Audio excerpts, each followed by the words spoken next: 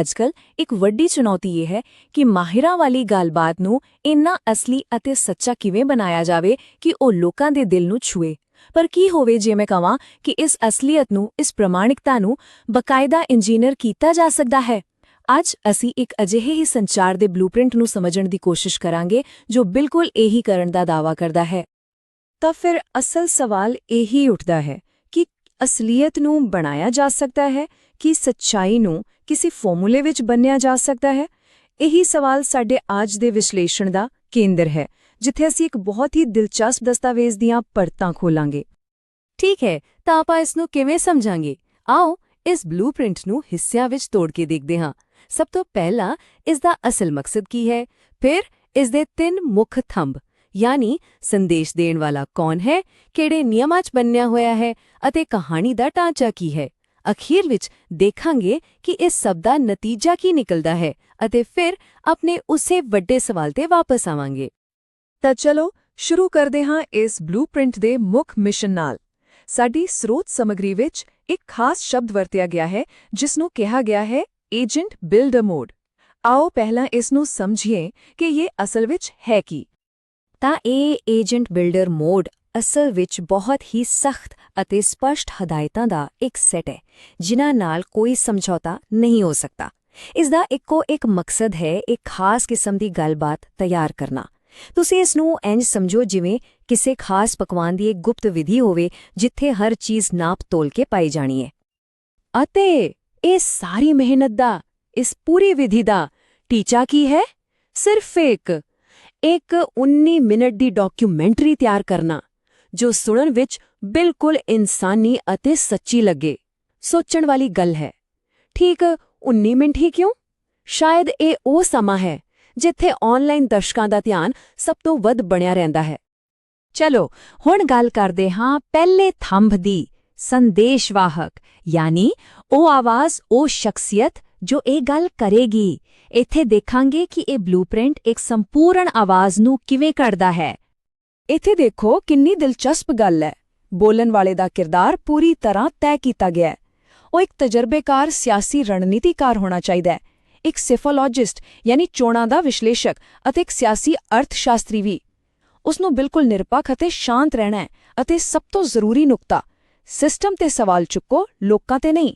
ਇਹ ਇਸ ਲਈ ਤਾਂ ਕਿ ਸੁਨੇਹਾ ਨਿੱਜੀ ਹਮਲਾ ਨਾ ਲੱਗੇ ਬਲਕਿ ਇੱਕ ਗੰਭੀਰ ਵਿਸ਼ਲੇਸ਼ਣ ਲੱਗੇ। ਪਰ ਗੱਲ ਸਿਰਫ ਭੂਮਿਕਾ ਤੇ ਹੀ ਨਹੀਂ ਰੁਕਦੀ। ਇਹ ਬਲੂਪ੍ਰਿੰਟ ਇਸ ਤੋਂ ਵੀ ਅੱਗੇ ਜਾਂਦਾ ਹੈ।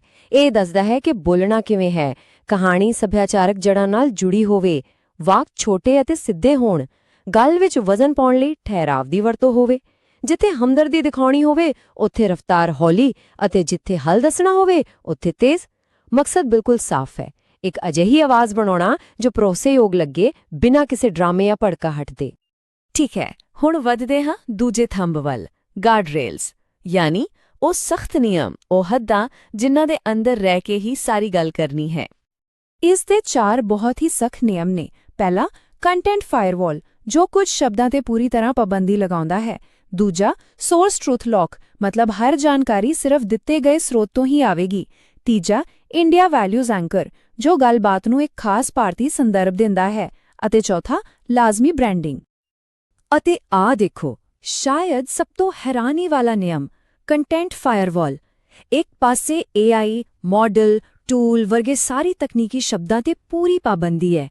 ਦੂਜੇ ਪਾਸੇ ਰੋਜ਼ੀ-ਰੋਟੀ, ਮਾਣ-ਸਨਮਾਨ, ਮਿੱਟੀ ਅਤੇ ਭਰੋਸੇ ਵਰਗੇ ਸ਼ਬਦਾਂ ਨੂੰ ਵਰਤਣਾ ਲਾਜ਼ਮੀ ਹੈ। ਇਸ ਪਿੱਛੇ ਮਕਸਦ ਕੀ ਹੋ ਸਕਦਾ ਹੈ? ਸ਼ਾਇਦ ਇਹੀ ਕਿ ਤਕਨੀਕੀ ਭਾਸ਼ਾ ਦੀ ਦੀਵਾਰ ਨੂੰ ਤੋੜ ਕੇ ਗੱਲ ਨੂੰ ਜ਼ਿਆਦਾ ਇਨਸਾਨੀ ਅਤੇ ਜ਼ਮੀਨੀ ਬਣਾਇਆ ਜਾਵੇ। ਇੱਕ ਹੋਰ ਦਿਲਚਸਪ ਨਿਯਮ ਹੈ ਇੰਡੀਆ ਵੈਲਿਊਜ਼ ਐਂਕਰ। ਇਸ ਮੁਤਾਬਿਕ 15 ਤੋਂ 25 ਸੈਕਿੰਡ ਦਾ ਇੱਕ ਹਿੱਸਾ ਪੂਰੀ ਗੱਲਬਾਤ ਵਿੱਚ 2 ਵਾਰ ਦੁਹਰਾਇਆ ਜਾਣਾ ਚਾਹੀਦਾ ਹੈ। ਇਹ ਹਿੱਸਾ ਕਹਾਣੀ ਨੂੰ ਸੰਵਿਧਾਨਿਕ ਕਦਰਾਂ-ਕੀਮਤਾਂ ਅਤੇ ਭਾਰਤ ਦੇ ਡੇਟਾ ਪ੍ਰੋਟੈਕਸ਼ਨ ਕਾਨੂੰਨ ਯਾਨੀ DPDP ਵਰਗੇ ਢਾਂਚਿਆਂ ਨਾਲ ਜੋੜਦਾ ਹੈ। ਹਾਂ, ਬਿਨਾਂ ਕੋਈ ਕਾਨੂੰਨੀ ਸਲਾਹ ਦਿੱਤੇ। ਇਹ ਸ਼ਾਇਦ ਸਥਾਨਿਕ ਸੰਦਰਭ ਵਿੱਚ ਭਰੋਸਾ ਬਣਾਉਣ ਦੀ ਇੱਕ ਬਹੁਤ ਹੀ ਸੂਖਮ ਕੋਸ਼ਿਸ਼ ਹੈ। ਅਤੇ ਹੁਣ ਵਾਰੀ ਹੈ ਤੀਜੇ ਤੇ ਆਖਰੀ ਥੰਬ ਦੀ, ਕਹਾਣੀ ਦਾ ਢਾਂਚਾ। ਇੱਥੇ ਸਿਰਫ ਵਿਸ਼ਾ ਹੀ ਨਹੀਂ, ਸਗੋਂ ਕਹਾਣੀ ਨੂੰ ਕਿਵੇਂ ਸੁਣਾਉਣਾ ਹੈ, ਉਸ ਦਾ ਪੂਰਾ ਨਕਸ਼ਾ ਪਹਿਲਾਂ ਤੋਂ ਹੀ ਤੈਅ ਹੈ। ਇਸ ਕਹਾਣੀ ਦਾ ਇੱਕ ਪੂਰਾ ਨਕਸ਼ਾ ਹੈ। ਸ਼ੁਰੂਆਤ ਕਰੋ ਡੇਟਾ ਨਾਲ, ਆਪਣਾ ਮਕਸਦ ਦੱਸ ਕੇ। ਫਿਰ ਜ਼ਮੀਨੀ ਹਕੀਕਤ ਅਤੇ ਲੋਕਾਂ ਦੀ ਰੋਜ਼ੀ-ਰੋਟੀ ਨਾਲ ਜੁੜੋ। ਇਸ ਤੋਂ ਬਾਅਦ ਸਭ ਤੋਂ ਜ਼ਰੂਰੀ 3 ਨੁਕਤੇ ਪੇਸ਼ ਕਰੋ।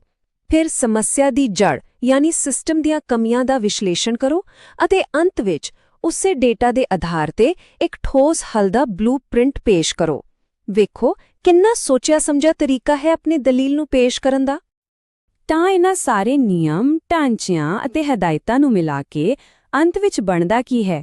ਆਓ ਦੇਖੀਏ ਕਿ ਇਸ ਪੂਰੀ ਇੰਜੀਨੀਅਰਿੰਗ ਦਾ ਅੰਤਿਮ ਨਤੀਜਾ ਕੀ ਨਿਕਲਦਾ ਹੈ। ਅਤੇ ਦੇਖੋ, ਇਸ ਬਲੂਪ੍ਰਿੰਟ ਦੀ ਸਟੀਕਤਾ, ਅੰਤਿਮ ਕਹਾਣੀ ਦੀ ਲੰਬਾਈ ਠੀਕ 19 ਮਿੰਟ ਹੋਣੀ ਚਾਹੀਦੀ ਹੈ। ਨਾ 1 ਸੈਕਿੰਡ ਕੱਟ, ਨਾ ਵੱਧ। ਇਹ ਹੈ ਉਹ ਇੰਜੀਨੀਅਰਿੰਗ ਦਾ ਪੱਧਰ ਜਿਸ ਦੀ ਆਪਾਂ ਗੱਲ ਕਰ ਰਹੇ ਹਾਂ। ਅਤੇ ਫਿਰ ਬਿਲਕੁਲ ਅਖੀਰ ਵਿੱਚ ਆਉਂਦਾ ਹੈ ਇਹ ਇੱਕ ਲਾਜ਼ਮੀ ਕਾਲ ਟੂ ਐਕਸ਼ਨ ਜੋ ਸ਼ਬਦ-ਬ-ਸ਼ਬਦ ਬੋਲਣਾ ਹੈ। If you want to become a people-centric leader, get in touch with blueprintstrategies.ai, purpose beyond politics। ਇਹ ਉਹ ਪਲ ਹੈ ਜਿੱਥੇ ਇਸ ਪੂਰੀ ਮਿਹਨਤ ਦਾ ਅਸਲ ਵਿਆਪਾਰਿਕ ਉਦੇਸ਼ ਬਿਲਕੁਲ ਸਾਫ਼ ਹੋ ਜਾਂਦਾ ਹੈ। ਤਾਂ ਫਿਰ ਇਸ ਸਾਰੇ ਵਿਸ਼ਲੇਸ਼ਣ ਤੋਂ ਬਾਅਦ ਆਪਾਂ ਵਾਪਸ ਆਪਣੇ ਉਸੇ ਪਹਿਲੇ ਸਵਾਲ ਤੇ ਆਉਂਦੇ ਹਾਂ, ਆਖਿਰ ਇਸ ਸਭ ਦਾ ਮਤਲਬ ਕੀ ਹੈ? ਤਾਂ ਅੰਤ ਵਿੱਚ ਸੋਚਣ ਵਾਲੀ ਗੱਲ ਇਹ ਹੈ, ਜਦੋਂ ਕੋਈ ਸੁਨੇਹਾ ਇੰਨੀ ਸਟੀਕਤਾ ਨਾਲ ਇੱਕ ਨਿਯਮ ਨਾਲ ਤਿਆਰ ਕੀਤਾ ਜਾਂਦਾ ਹੈ, ਤਾਂ ਕੀ ਅਸਲ ਸੁਨੇਹਾ ਉਹ ਗੱਲ ਰਹਿ ਜਾਂਦੀ ਹੈ ਜੋ ਕਹੀ ਜਾ ਰਹੀ ਹੈ, ਜਾਂ ਫਿਰ ਉਹ ਪੂਰਾ ਢਾਂਚਾ, ਉਹ ਬਲੂਪ੍ਰਿੰਟ ਖੁਦ ਹੀ ਅਸਲ ਸੁਨੇਹਾ ਬਣ ਜਾਂਦਾ ਹੈ? ਇਹ ਸਵਾਲ ਸਾਨੂੰ ਇਹ ਸੋਚਣ ਲਈ ਮਜਬੂਰ ਕਰਦਾ ਹੈ ਕਿ ਅੱਜ ਦੇ ਡਿਜੀਟਲ ਦੌਰ ਵਿੱਚ ਪ੍ਰਮਾਣਿਕਤਾ ਦੇ ਅਸਲ ਮਾਅਨੇ ਕੀ ਹਨ।